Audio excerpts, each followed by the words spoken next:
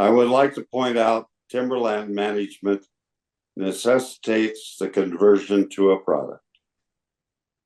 If I was to give you each an acre of forest, standing on your acre are merchantable trees that are measured to be 20,000 board feet.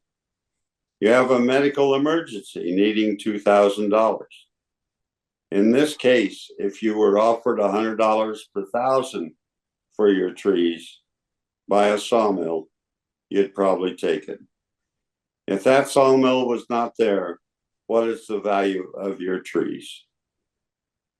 Today's competitive world takes more than one sawmill.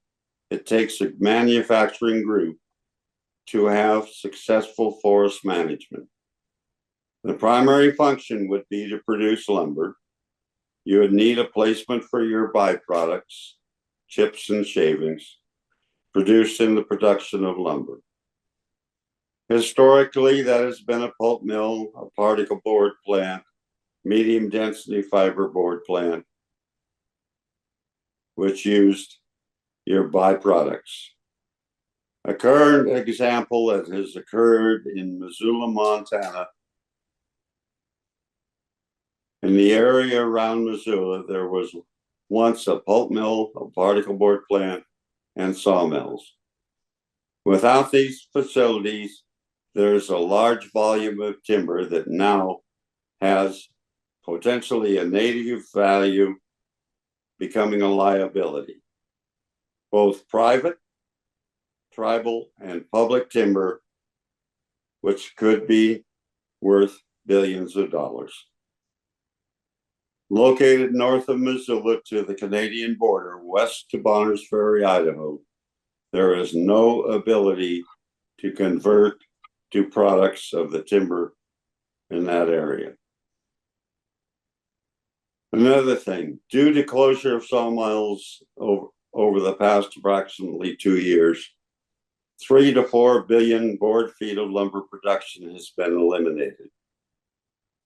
This will increase the cost of homes and prevent the usual use of catastrophic impacts. We can't use the fires. That takes place on the forest and ultimately reduces the value of standing timber. As a nation, we have lost jobs, skills, and communities who were involved in forest management through their efforts. We no longer manage our forest land. Our only tool available is fire, which we as human beings have little or no control of. Thank you.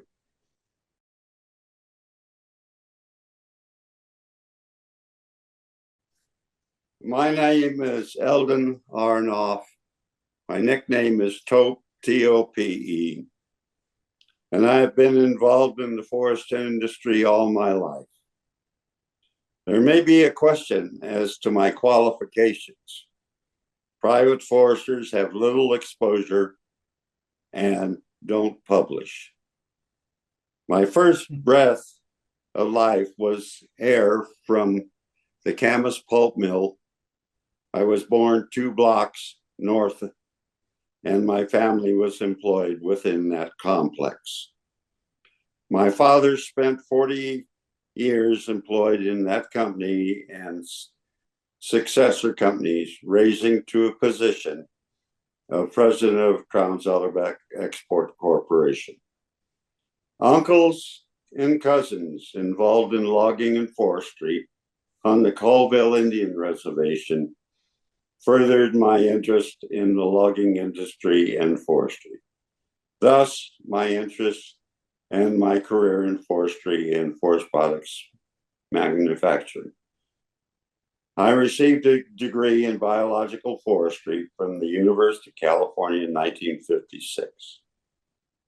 In 1965, I became manager of a sawmill manufacturing housing studs in Willits, California. This led to employment in 2 Fortune 500 companies, Georgia Pacific and the spin-off company, Louisiana Pacific. with forest products experience through the West, which included timberland acreage, sawmills, pulp mills, and at one time my staff at one location included 61 foresters. I'm presently living in Wisconsin amongst the hardwoods, having trouble in diagnosing what happened in these closed canopy hardwoods. Recognition of the necessity of manufacturing, which creates a value for a standing tree, was developed through appraisal and acquisition of sawmills throughout the West.